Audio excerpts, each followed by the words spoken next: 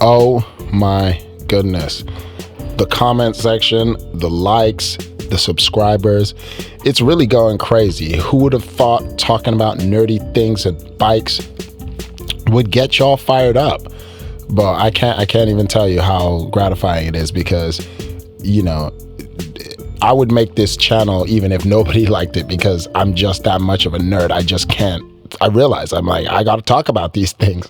So I got to dork out about bikes. Welcome back. You know, if you're here, you're a nerd like me. So I love you. Get in the comment section, like, subscribe, do whatever. Talk shit. Yes, I can. Okay, today we're going to talk about 6 reasons why flat bar bikes are the best option for your gravel bike. Really, why flat bar gravel bikes are the best option for most riders. I'm gonna give you 6 reasons. But before I do, full disclosure, I love both flat bar and drop bars. I made a video about why I initially hated drop bars, but I came around over the years. Over time, I grew up to love drop bars, but flat bars are what most of us grew up on and on what most of us are used to. So this video is to let you know that for us non-competitive cyclists who ride for joy, you can have flat bars and go on, have all the advantages of your friends who go on with drop bars. You can still ride with them, especially if you get the right fit and riding positions, some of the right accessories. You can address some of the concerns when choosing a flat bar conversion, build, or upgrade, or you just want a flat bar bike to buy for yourself. For those of you who say a flat bar gravel bike is just a mountain bike, I will address that in an upcoming video. So please, you know what I'm saying, get in the comment section. So let's talk about the cons of flat bar bikes before we get into the 6 reasons that I love flat bar bikes. One of the first cons is that there are fewer hand positions.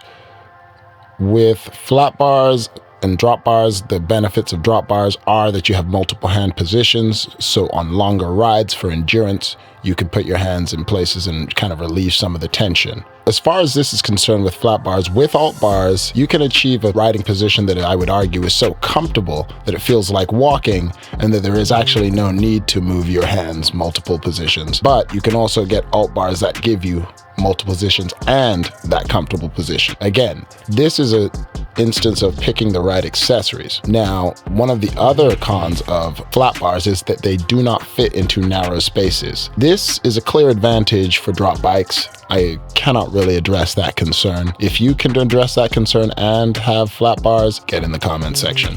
A loss in the aerodynamics. The upright position is not as aerodynamic as being in the drops. I would argue though that an upright position allows you for a little bit more power transfer to offset some of the aerodynamic loss. Again, with alt bars, you can also have multiple positions that can put you in a more aero riding position. Let's look at some of the pros of flat bar bikes. The simplicity.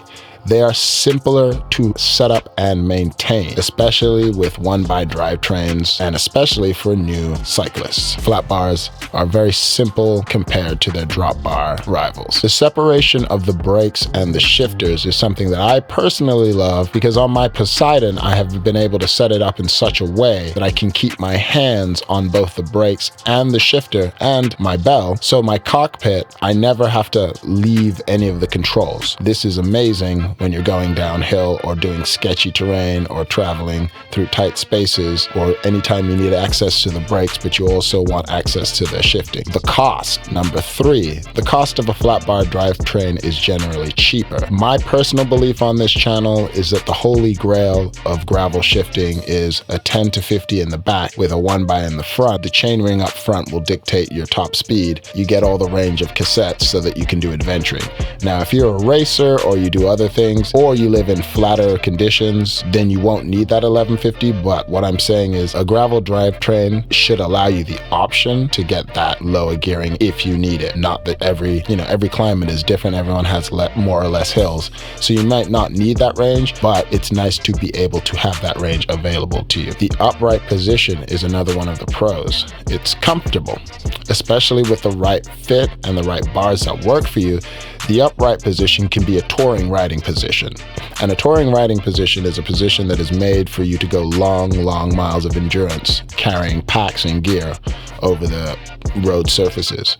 So you can have bars that are flat handlebars if they're the right kind that work for you, and have a very, very comfortable position without the need for multiple hand positions, just because the standard position feels somewhat like a walking position, where if you're walking and your hands are kind of by your side and you don't really think of moving your hands around. Also with flat bars, improved handling over technical terrain. And like I said before, because your controls are all within hand's reach, going downhill offers you way more confidence and control. Number 6, it can provide more space for cycling accessories up on your front bar. Depending on the length, obviously, you may be able to have more or less things up there.